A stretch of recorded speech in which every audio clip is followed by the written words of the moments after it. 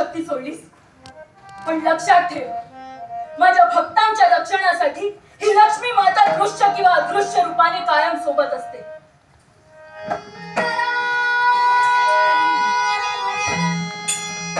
अरे वा, नारायण नावाची आरोही.